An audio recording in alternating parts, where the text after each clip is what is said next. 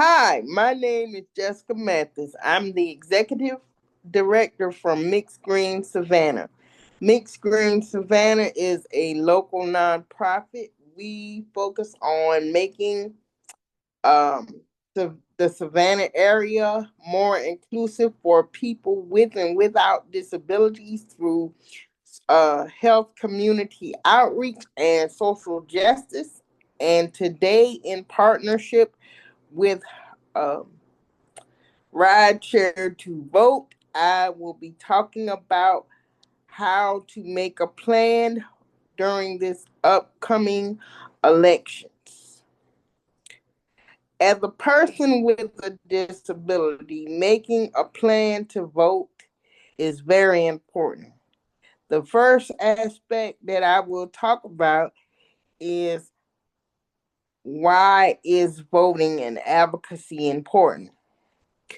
Now, we usually think of advocacy as being uh, something where we go out and speak with our legislatures or congressmen or councilmen of the city about issues that are important to us, and that is advocacy. That's one form of advocacy. Another form of advocacy is getting out in the community and being able to speak in the community about what your problems are. And another form of advocacy that you can do is kind of systems advocacy. And a good example of that would be Medicare advocacy. Like you could talk to your councilmen, or you can go to the Georgia State General Assembly and talk to them about why you need Medicaid and why you think that Medicaid is important. Voting is the right to make your own decisions as it relates to which candidate that you think represents your position the best. Like for example, if you need um therapy or physical therapy, or you need assistive equipment as a person with a disability or visual impairment, then you vote for the candidate that best represents that and meets your interests. And the reason why these two things are important is because you need to be able to put people in office on all levels, on a national level, on a state level, and on a local and a federal level, to be able to accurately represent the things that you need. Now, for Chatham County, the voting access, the voting day is, or the day to register to vote is on April the 20th. That is the last day to register to vote. The last day to register to vote is on April the 20th, 2026. So once you have registered to vote and you've gotten all your ducks in a row, you could either register to vote, and or you could do an absentee ballot.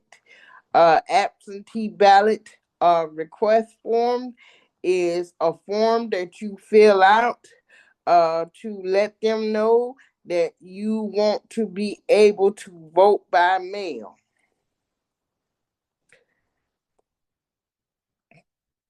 And after you've done all of that, um, the biggest part of it is once you get your absentee ballot, or if you decide to register to vote in person, the biggest part of our challenge as people with disabilities is transportation. Now, what kinds of transit are there out there for people with disabilities? Well, paratransit is what we use as people with disabilities. It is supposed to be the same equivalent as um, regular transportation, except they come to your door and pick you up and drop you off, and um, you get assistance. They will come directly to your house and drop you off directly where you need to go at. Today on the first part of the transportation that I will be talking about is Rideshare2Vote. Rideshare2Vote um is a organization founded out of Texas by Sarah Kovic and Paloa Kovic. And they go around in Texas. They have chapters in Texas. They have chapters in Georgia where they help people with disabilities to get um, transportation to the polls. Go to their website to register, and the phone number for Rideshare2Vote is,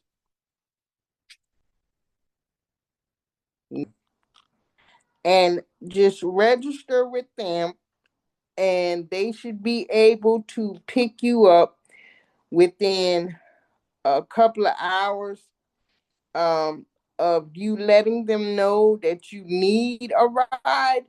But the best um, possible solution to avoid any problems is, if you know that you need transportation, call them ahead of time so that you can be able to secure your ride. Because getting out in this upcoming election is very important. Thank you.